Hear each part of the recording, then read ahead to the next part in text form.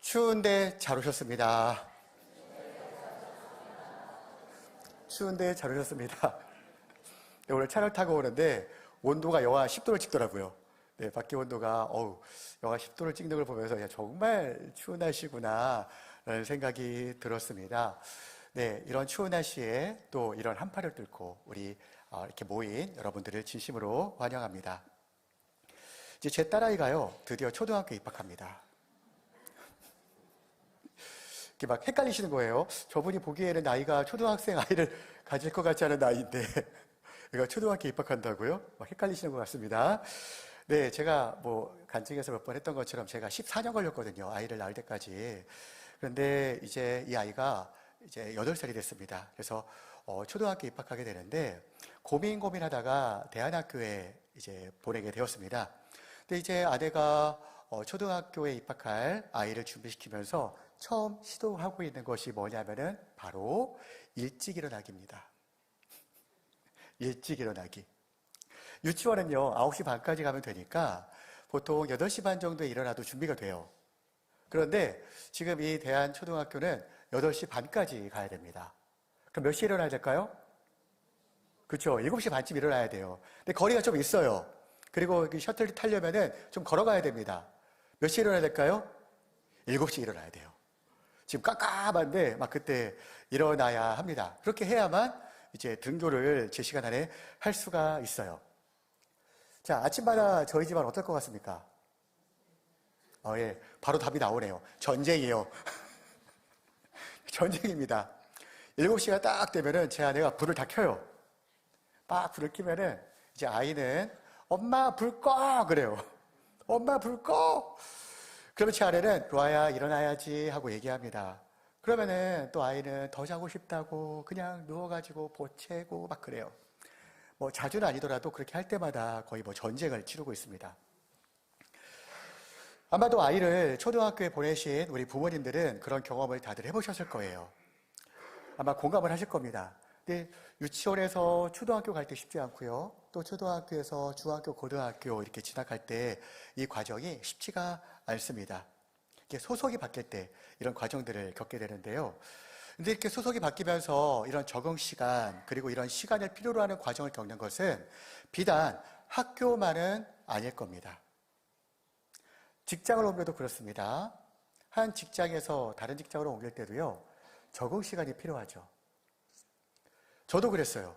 15년이라는 시간을 사역자로 섬기다가 이제 백석대학 교수로 오게 되었을 때 그때 정말 오랜 시간이 적응 시간이 필요했습니다. 그때는요, 교수님이란 말도 귀에 안 들어와요. 목사님이 훨씬 편해요. 지금도 그렇지만 되게 적응이 안 됐습니다. 그리고 사람을 만나는 건 어떨까요? 새로운 사람을 만나는 것, 이것도 적응이 필요해요.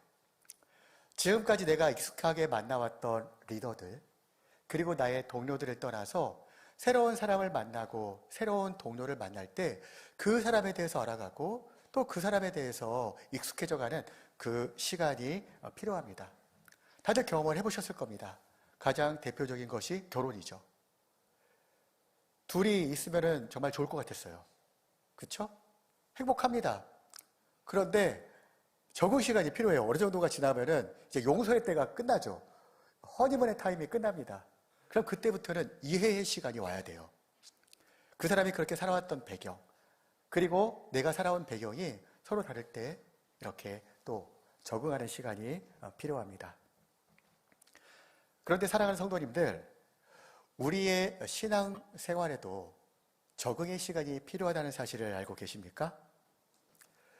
기존에 우리가 생활해 왔을 때 그 모든 것들을 바꿔야 되는 시간이 필요했던 것처럼 우리가 예수님을 믿고 그리고 생활하는 것에도요, 전혀 다른 삶에 대한 적응의 시간, 바로 그 시간이 요구해야 된다는 사실을 우리는 알고 있어야 합니다. 단 하나의 차이가 있다고 한다면은 우리가 직장을 옮기거나 사람을 만나는 것은 눈에 보여요. 그렇기 때문에 굉장히 빨리 적응하고 시간을 단축합니다. 하지만 우리의 신앙은 눈에 보입니까? 안 보입니까? 안 보이죠. 눈에 안 보이다 보니까 그 신앙의 변화, 이것만큼은요, 굉장히 시간을 오래 쏟아질 수밖에 없다라는 사실, 그 하나의 차이 빼놓고는요, 우리는 모두 이 변화에 적응을 해가야 됩니다. 사실 우리가 그런 변화에 대해서 계속 이렇게 적응을 해가야 되는데, 사실 안타까운 게 뭐냐면은 그런 변화가 있다라는 것조차도 모르는 경우가 많다라는 거예요. 그리고 이런 변화에 대해서 생각조차 하지 않는 경우도 숱하게 볼 수 있습니다. 예수 그리스도를 믿는 신앙인으로서 우리는 과연 어떤 자세를 가져야 할까요? 그리고 예수님을 믿는 그리스도인으로서 우리는 과연 무엇을 바꿔야 할까요? 오늘 말씀을 통해서, 오늘 요한복음 15장 1절에서 5절의 말씀을 통해서 우리가 가져야 되는 자세, 그리고 우리가 바꿔야 되는 삶의 모습에 대해서 함께 보도록 하겠습니다. 우리가 먼저 기억해야 할 것은, 우리는 예수님을 믿는 신앙을 갖는 것이 거룩한 충격임을 알아야 됩니다. 다시 말씀드립니다. 예수님을 믿는다는 것은요, 거룩한 충격으로 우리한테 다가와야 돼요. 5절은 이렇게 얘기합니다. 우리가 함께 읽어보겠습니다. 5절입니다. 시작.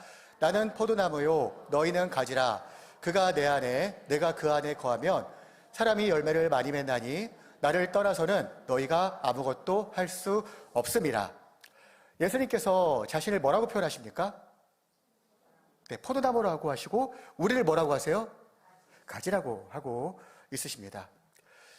오늘 본문을요, 조금 더 정확하게 보기 위해서 이 배경을 알아야 되는데, 사실 오늘 이 말씀의 배경은요, 좋은 상황이 아니에요. 어떤 상황이냐? 예수님께서 십자가에 매달리시기 불과 몇 시간 전입니다. 잡히시기 몇 시간 전이에요. 요한복음 13장은요, 제자들을 발을 씻겨주시는 모습을 담고 있어요. 그리고 14장에서는 성 만찬을 나누는 모습을 묘사하고 있습니다. 가룟 유다는요, 이미 예수님을 팔려고 나가버렸어요.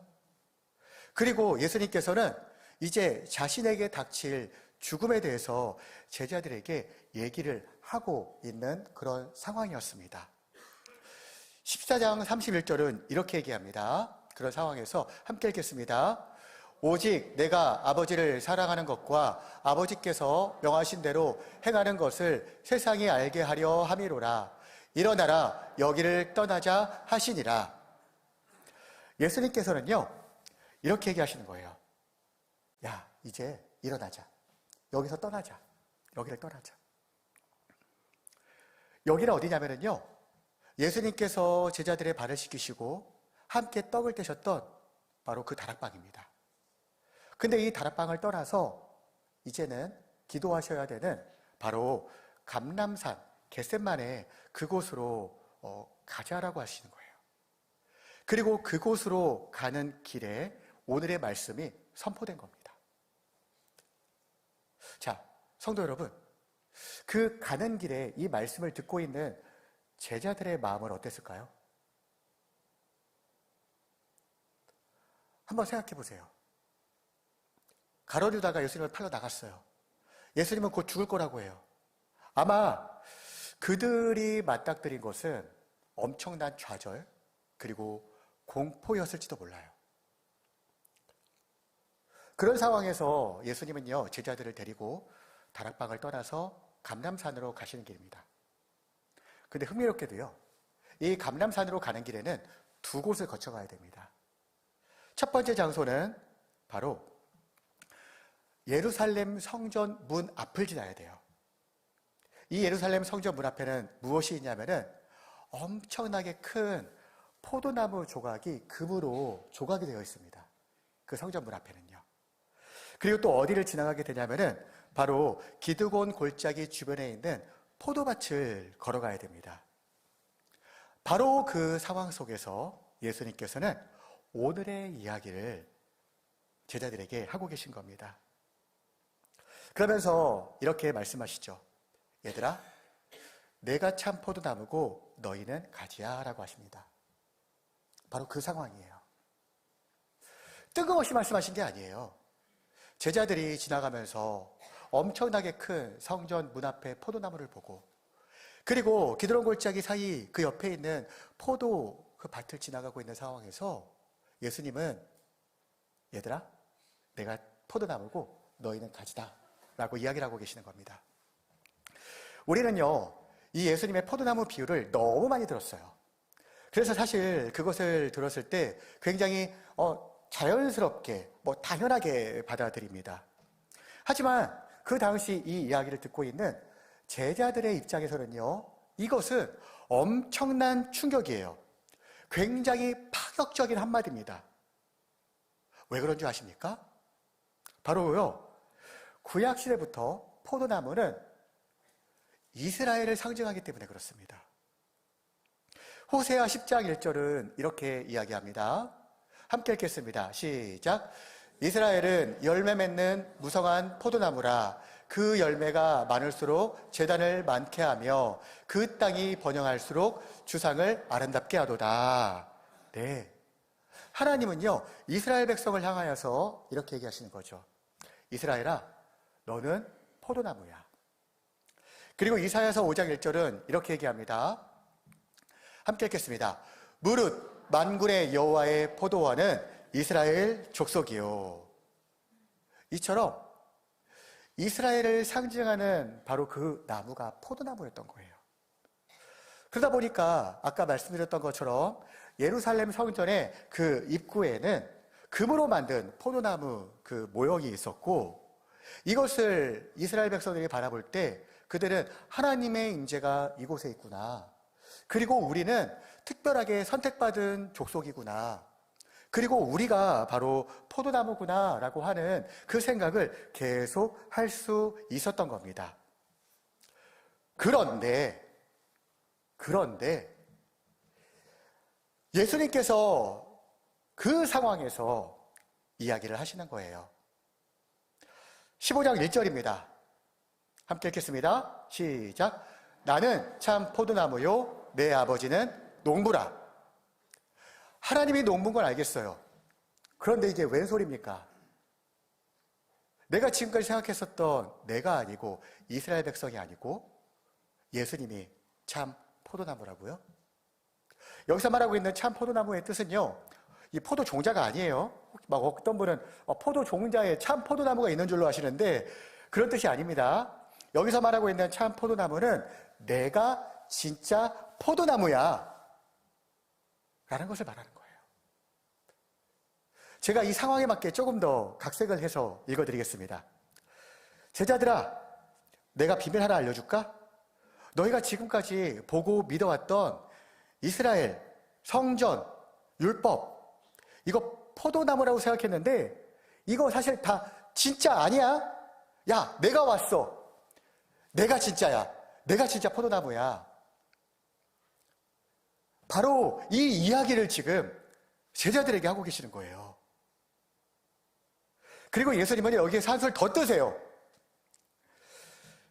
너희들이 포도나무라고 생각했지? 내가 포도나무고 너희는 뭐야? 가지야. 와, 이거 완전히 뒤집어지는 사건이에요.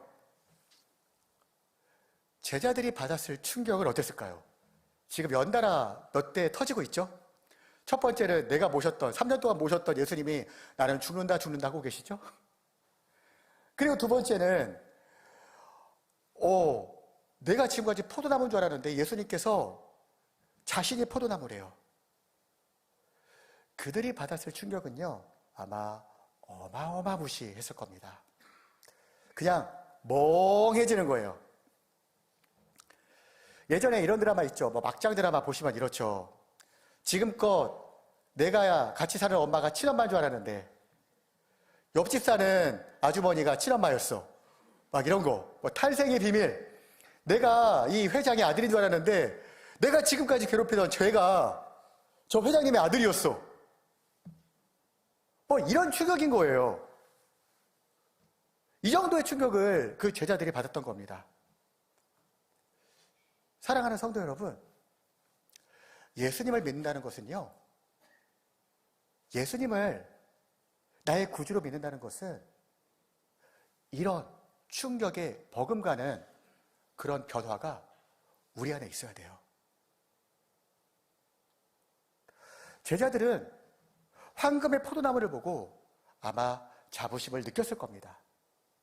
우리한테도요, 우리를 드러낼 수 있는 황금의 포도나무가 있어요.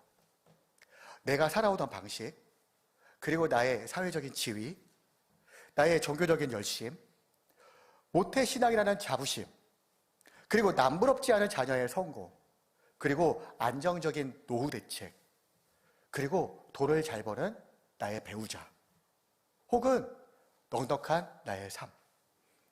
이런 것들이 어쩌면은 우리를 드러내는 나의 포도나무일지도 모릅니다. 내 인생을 든든하게 붙잡아 줄 것 같았던 그런 것들이 우리한테는 있는 거죠.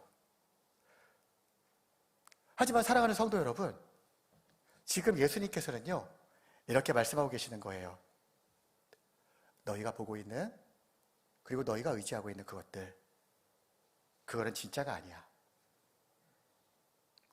그것들이 너희의 삶을 지탱해 줄 것 같지? 하지만 그거 나무 아니다. 그것들이 너희 인생을 지탱하지 못해. 오직 나만이 진짜란다. 지금 우리들에게 그렇게 이야기하고 계시는 겁니다. 신앙을 갖는다는 것은요, 예수님을 믿고 따른다는 것은 지금까지의 삶에 대해서, 지금까지 내가 살아왔던 삶에 대해서 엄청난 방향 전환을 알리는 거룩한 충격이 있어야 한다는 점을 기억하시기 바랍니다. 지금까지 내가 포도나무인 줄 알았는데 내가 포도나무가 아니고, 그리고 우리가 그것을 인정할 때 내가 가진 것들이 진짜가 아닌 가짜로 변화되어지고, 그리고 오직 예수님만을 다시 한번 바라볼 수 있게 되는 거룩한 변화가 우리 가운데 있기를 간절히 축원합니다. 이 모든 거룩한 충격이 저와 성도님들 가운데 있어야 되는 거예요. 믿습니까? 네, 믿습니다. 끝. 이런 삶이 우리 안에 있어서는 안 되는 겁니다. 믿습니까? 네, 믿습니다. 내가 지금까지 살아왔던 그 모든 삶의 모습들이 이제는 전부 다 거짓이고, 오직 예수님만이 참 포도나무임을 믿는 그 거룩한 충격이 저와 우리 사랑하는 모든 성도님들 가운데에 있기를 주님의 이름으로 간절히 축원드립니다. 그런데요, 여기에서 이 거룩한 충격이 왔는데 한 가지 의문이 생깁니다. 이제 내가 포도나무가 아니라는 걸 알겠어요. 그런데 나는 가지라는 것도 이제 알겠습니다. 근데 가지인데 오늘 말씀을 보니까 가지는 뭐를 내야 돼요? 그렇죠. 뭐를 내야 됩니까? 열매를 내야 돼요. 열매를 내야 돼요. 근데 여러분, 열매 맺고 계세요? 아닌 것 같아요. 그렇죠? 아닌 것 같아요. 과연 나는 열매 맺지 않는 것 같아 보이는데 이 상황에 대해서 예수님은 우리에게 뭐라고 말씀하고 계실까요? 우리가 기억해야 되는 두 번째, 바로 그것은 우리를 열매 맺게 하시는 분은 바로 예수님임을 믿어야 합니다. 열매 맺게 하시는 분은 예수님을 믿어야 합니다. 우리가 살아왔던 그런 모습들, 우리가 살아왔던 모습들을 다 버려두고 이제는 내가 가지임을 인정하고 예수님께 붙어 있는데, 내가 내 삶이 어떤가, 내가 뭐 좀 어떤 삶을 살고 있나라는 의심이 들기 시작하죠. 이게 거룩한 전환이에요. 자, 성도 여러분, 왜 하나님은요 이스라엘 백성들을 포도나무에 비유했을까요? 포도나무 보셨죠? 우리 입장 거기만 가도 포도나무가 많지 않습니까? 포도나무 예쁜가요? 예뻐요? 하나 키우고 싶으세요? 예뻐서? 그런 생각 전혀 들지 않습니다. 이유는 간단합니다. 자, 에스겔서 15장 2절에서 4절은 이렇게 이야기를 합니다. 함께 읽겠습니다. 인자야, 포도나무가 모든 나무보다 나은 것이 무엇이랴? 숲속의 여러 나무 가운데에 있는 그 포도나무 가지가 나은 것이 무엇이랴? 그 나무를 가지고 무엇을 제조할 수 있겠느냐? 그것으로 무슨 그릇을 겉못을 맞출 수 있겠느냐? 불에 던질 땔감이 될 뿐이라. 불이 두 끝을 사르고 그 가운데도 태웠으면 제조에 무슨 소용이 있겠느냐? 하나님은요, 에스겔에 이야기하시는 거예요. 에스겔아, 포도나무 있지? 그거 어디 쓸 데가 있냐? 이 숲속에 있는 다른 나무보다 이 포도나무가 쓸 데가 있니? 야, 백향목은 잘라다가 이거를 가지고서 성전이라도 짓지. 또 어떤 나무는 잘라다가 그릇이라도 만들고 못이라도 만들지. 근데 이 포도나무는 아무런 쓸데가 없구나. 근데 쓸데가 딱 하나밖에 없어요. 뭡니까? 땔감밖에 없어요. 땔감밖에 없어요. 사랑하는 성도님들, 포도나무가 예뻐서, 포도나무가 아름다워서 하나님께서 이스라엘 백성을 포도나무라고 부르신 것이 아니에요. 포도나무는요, 보여줄 것이 딱 하나밖에 없습니다. 뭘까요? 맞아요. 열매밖에 없어요. 예쁘고 아름답게 그렇게 탐스럽게 펼쳐나는 그 포도송이, 바로 그거밖에 포도나무는요, 보여줄 것이 아무것도 없어요. 그리고 포도나무는요, 나무가 아니에요. 아시죠? 포도나무는 뭐죠? 네, 넝쿨이에요, 넝쿨. 근데 이 넝쿨이 어떻게 됩니까? 이게 위로 올라가나요? 못 올라가요. 포도 키워보셨었죠? 저는 포도나무 키워봤어요. 저희 아버지가 이렇게 저 어렸을 때 한 8살 땐가 9살 땐가 포도 이렇게 묘목을 사오셨어요. 근데 제일 먼저 하신 게 뭔지 아십니까? 뭐였을까요? 예. 네. 이렇게 포도, 이렇게 저희 그 마당에 이렇게 뭘 박으시더라고요. 이렇게 위에. 그런데 신기하게도요, 포도가요, 그걸 타고 올라가요. 쭉 타고 올라가면서 또 대문 앞쪽으로 이렇게 쭉 타고 올라갑니다.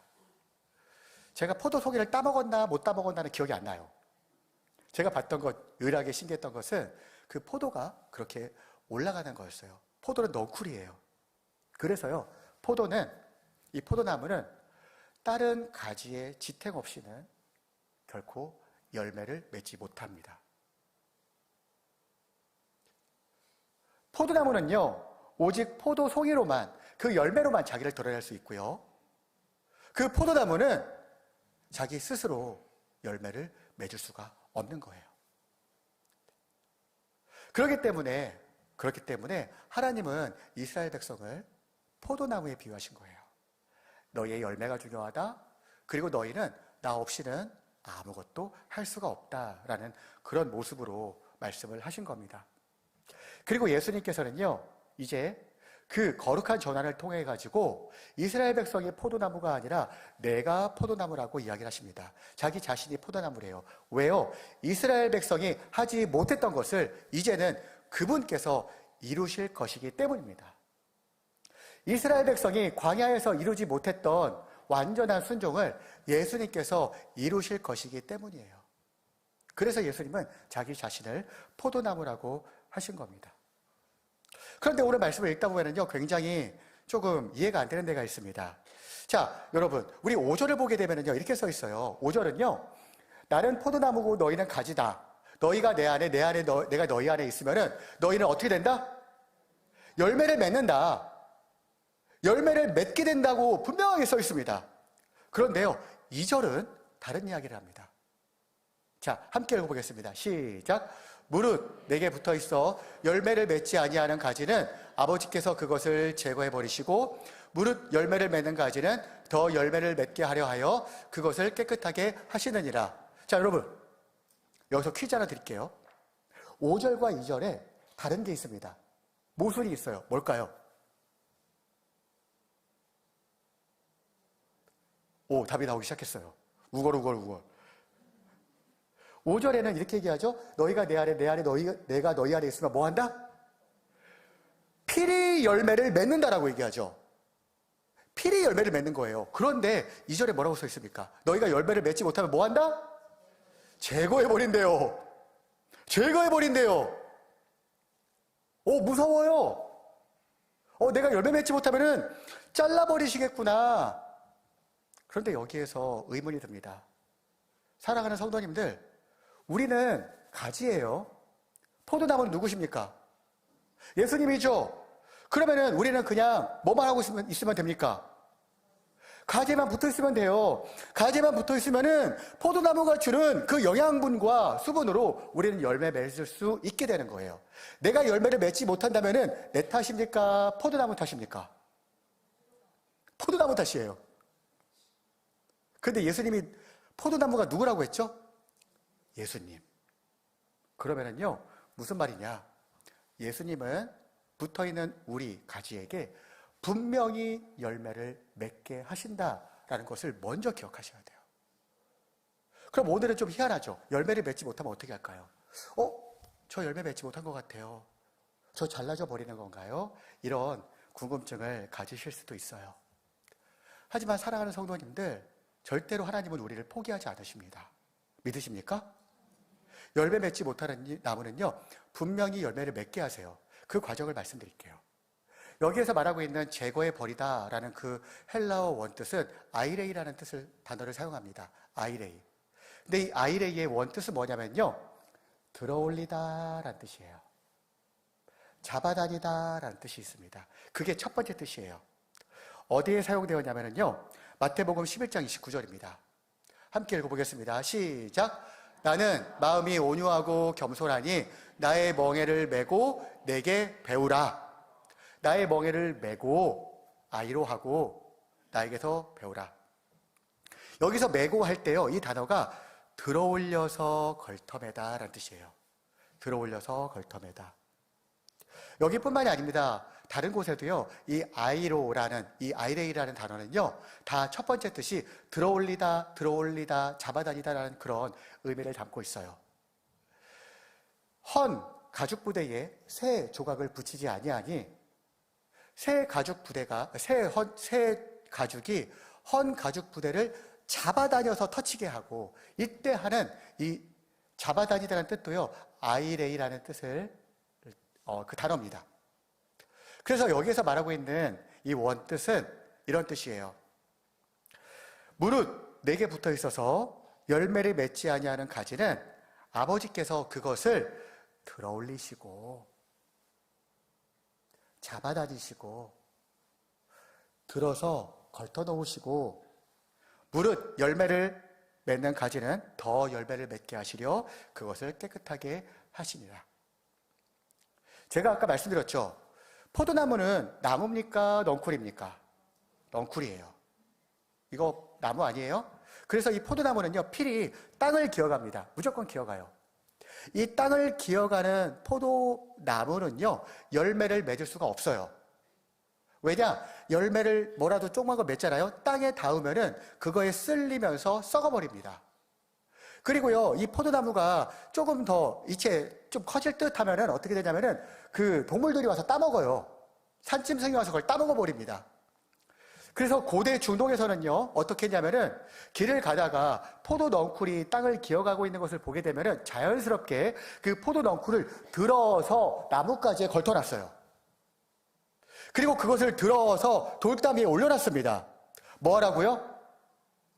뭐 하라고요? 열매 맺으라고요.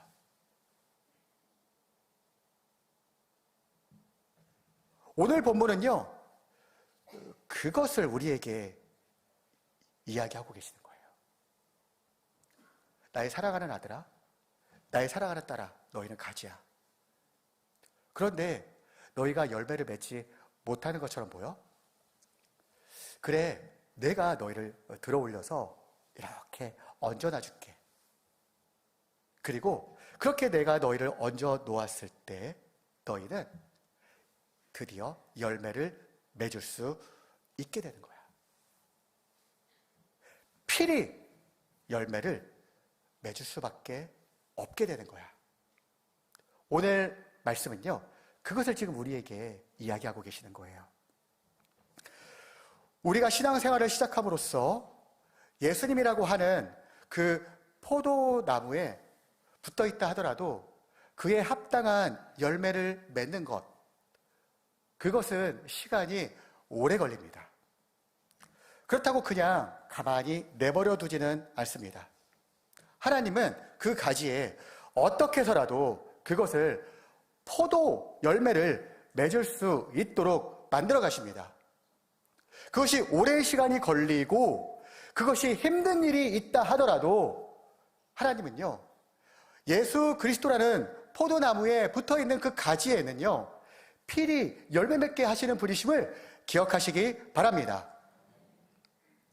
아까 말씀드린 것처럼 저는 제 딸아이와 그리고 제 아내는 제 딸아이와 아침에 전쟁을 치릅니다. 자고 있는 걸 보면요, 얼마나 이뻐요. 깨우는 게 참 저도 힘들어요. 더 재우고 싶죠. 깨우고 싶지 않은 마음이 큽니다. 그런데 그렇다고 해서요, 제가 이 아이를 그냥 계속 자도록 내버려 둘 수 있을까요? 안 돼요. 이제 그 아이는 초등학교에 올라갑니다. 초등학교에 맞는 행동을 해야 돼요. 차를 타야 돼요. 등교를 해야 돼요. 8시 반까지 가야 돼요. 그러니까 가슴이 아프더라도 마음이 좋지 않다 하더라도요, 그 아이를 깨워서 옷을 입혀서 내보내야 되는 거예요. 왜요? 저는요, 아빠니까.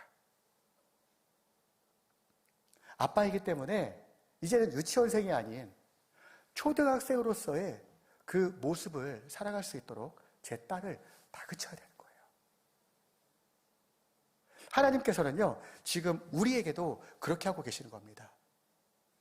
지금 우리에게도요, 신앙인으로서 살아갈 수 있는 그 삶, 신앙생활이라는 그 생활을 해 나갈 때에 우리가 아직 열매 맺지 못하는 것이 있다면은 그 열매라는 것은 하나님의 뜻대로 행하는 것을 말하는 겁니다. 그것을 하지 못하는 것들이 있다면은 필연적으로 우리로 하여금 어떤 상황을 만드셔서 우리가 열매 맺을 수 있도록 하신다는 것을 기억하시기 바랍니다. 예수 그리스도를 의지해서 날마다 열매 맺는 삶을 살아가실 수 있기를 간절히 기도합니다. 마지막으로 우리는요, 이 과정을 다 알게 되었다면은 열매 맺는 훈련의 과정 속으로 들어가야 됩니다. 열매 맺는 훈련의 과정으로 들어가야 돼요. 제가 말씀드렸죠. 우린 열매 맺어야 됩니다. 열매 맺을 수밖에 없어요.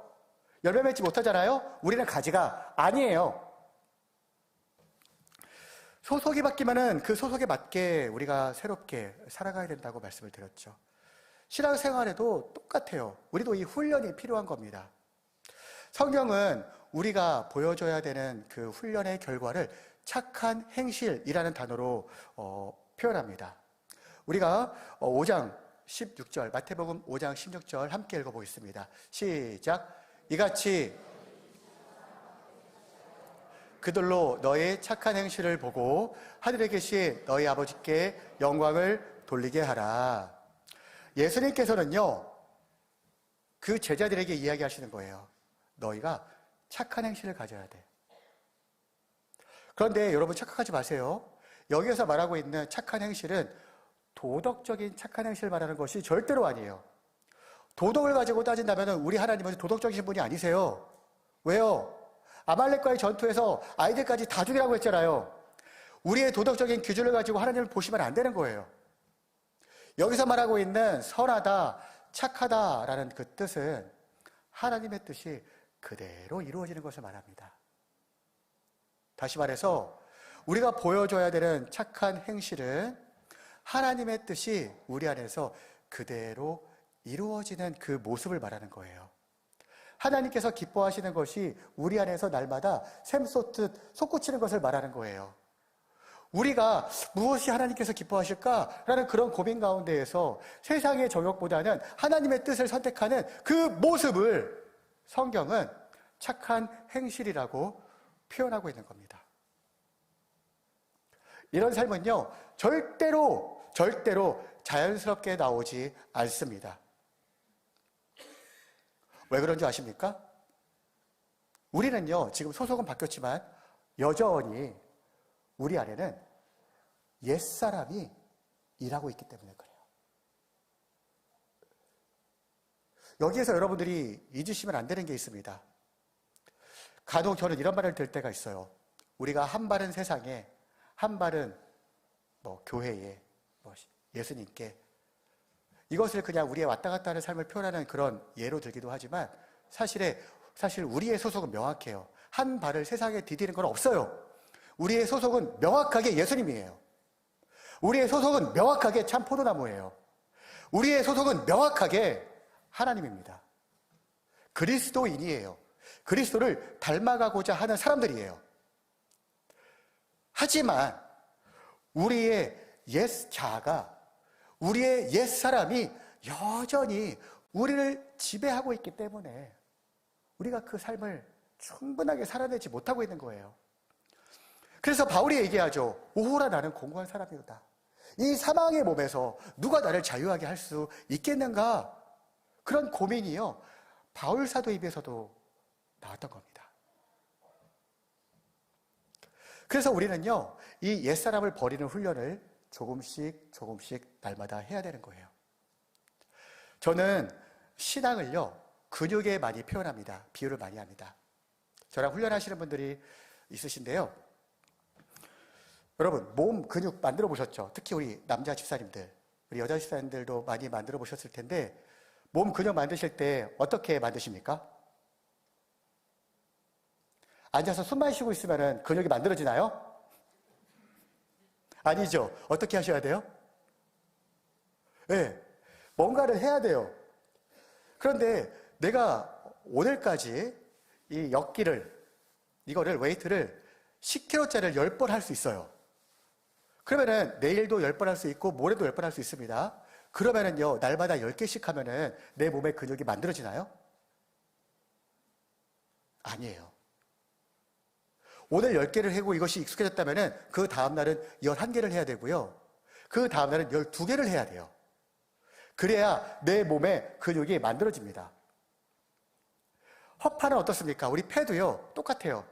내가 5분 동안 쉽게 뛰니까 힘들어요. 근데 계속 5분 동안 뛰다 보면은요, 이 5분 동안 뛰는 게 힘들지 않습니다. 그런데 그대로 있으면 거기서 멈추는 거예요. 6분을 뛰고 7분을 뛰고 8분을 뛸 때, 그때 내 폐가요, 더 건강해지고 근육이 생기는 겁니다. 사랑하는 성도 여러분, 신앙도 마찬가지예요. 신앙에도 근육이 있어요. 신앙에 근육을 키우셔야 돼요.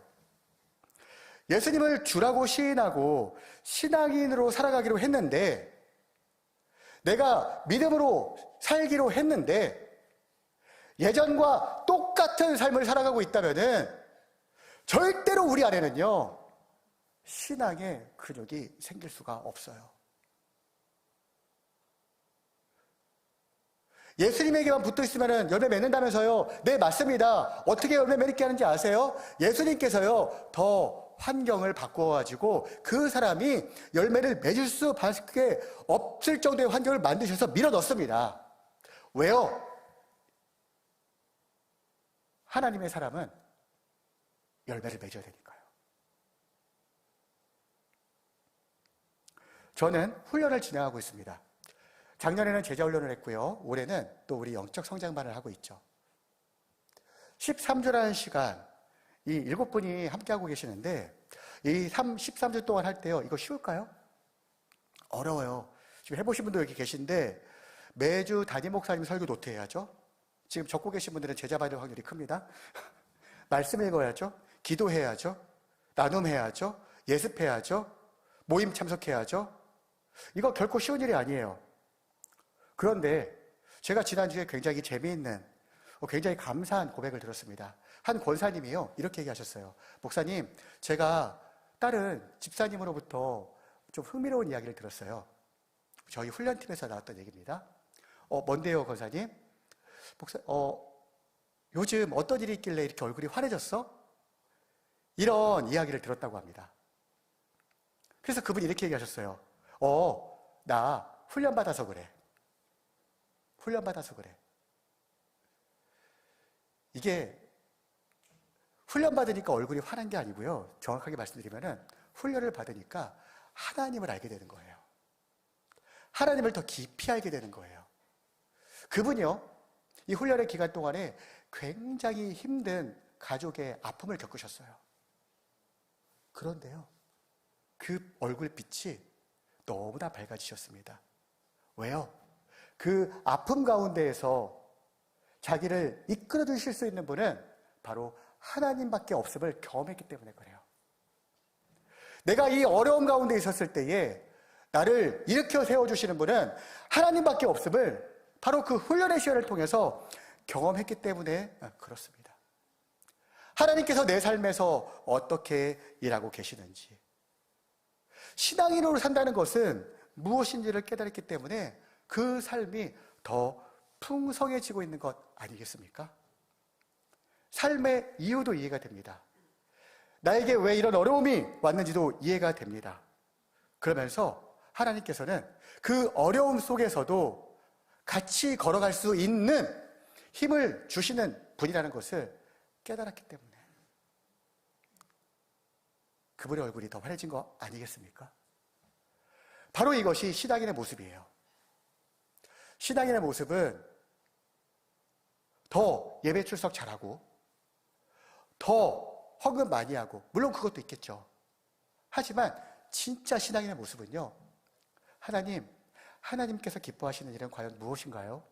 세상과의 싸움 속에서 그것을 날마다 갈등을 겪는 사람, 바로 그것이 신앙인의 본 모습입니다. 사랑하는 성도님들, 이곳에 계신 모든 성도님께서는 이 모든 과정, 삶의 과정, 훈련의 시간을 통해서 그리스도를 더욱더 닮아가는, 그리고 열매를 맺는 성도님들 되시기를 주님의 이름으로 간절히 축원드립니다. 이제 말씀을 마무리 짓겠습니다. 사랑하는 성도 여러분, 과학에는요, 코페르니쿠스적 전환이라는 단어가 아주 딱 정해져 있는 게 있습니다. 코페르니쿠스 시절에 사람들은요, 지구를 중심으로 태양이 돈다라고 생각을 했어요. 하지만 코페르니쿠스가 이제 이야기를 하죠. 야, 그게 아니야. 그게 아니고 지구가 중심이 아닌 태양을 중심으로 지구가 도는 거였어 라고 이렇게 발표를 합니다. 사람들은 경악했어요. 뭐라고? 나는 그거 받아들일 수가 없는데? 많은 사람들이 반감을 가졌습니다. 하지만 놀랍게도요, 그 지동설, 지구가 아닌 태양이 중심으로 지구가 돈다는 것을 알고 하늘을 보았을 때, 그때 비로소 사람들은 온 우주가 어떻게 작동하는지를 깨닫게 되었어요. 우리도 이와 같습니다. 내가 인생의 주인이라고 생각하는 나동설. 이것을 멈춰야 됩니다. 화려한 성전의 황금 포도나무를 바라보던 시선을 돌려서요, 이제는 참 포도나무이신 예수 그리스도를 바라봐야 합니다. 내가 나무가 아니라 가지라는 사실을 인정하는 그 당혹스러운 충격이 역설적으로 우리를 살게 하는 참된 신앙의 시작임을 우리가 기억해야 합니다. 또한 예수 그리스도께서는요, 필히 우리를 열매 맺게 하시는 분이심을 우리가 기억해야 합니다. 여러분, 땅을 기어가는 넝쿨과 같은 인생이 바로 우리의 인생이에요. 진흙을 통과하기도 하고요, 그리고 막혀있는 큰 담을 볼 때도 있어요.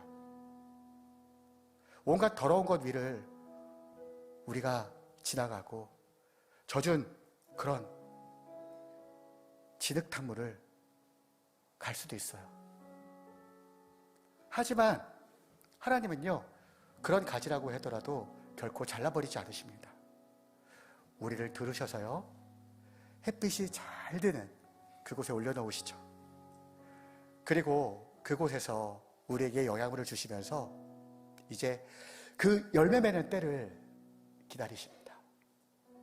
사랑하는 성도님들, 함께 그 열매 맺는 자리에 나가지 않으시겠습니까? 하늘 시민으로 소속이 바뀐 우리가 무엇이 하나님께서 기뻐하시는 일일까? 라는 그런 질문을 날마다의 우리의 삶 가운데에 한번 물어보지 않으시겠습니까? 하나님께서 기뻐하시는 삶, 하나님께서 원하시는 그 삶을 우리가 사랑할 수 있기를 간절히 원합니다. 오늘 말씀을 통해서 우리가 날마다요 신앙의 근육을 키우고 하나님께서 기뻐하시고 영적 생명을 충만하게 하는 그 거룩한 전환, 거룩한 충격, 그 변화가 가득하기를 주님의 이름으로 간절히 축원드립니다. 함께 이 찬양을 했으면 좋겠습니다. 원하고 바라고 기도합니다. 이 세상을 살아가는 동안에는요 나의 힘을 의지할 수가 없습니다. 하지만 그때 기도하고 낙심하지 말아야 되는 이유는 주님께서 나의 참 포도나무가 되시고 나의 소망이 되시기 때문입니다. 이 세상의 길을 걸어갈 때에 이 세상을 의지할 수 없지만 날마다 감사하고 낙심하지 말아야 되는 이유는 오직 주님만이 우리의 참 기쁨이시기 때문에 그렇습니다. 포도나무이신 우리 예수님을 붙드십시오. 오직 하나님만을 의지하십시오. 그것이 우리가 열매 맺는 하나의 방법임을 기억하시기 바랍니다. 우리가 이 찬양을 통해서 하나님께 우리의 마음을 고백하기 원합니다.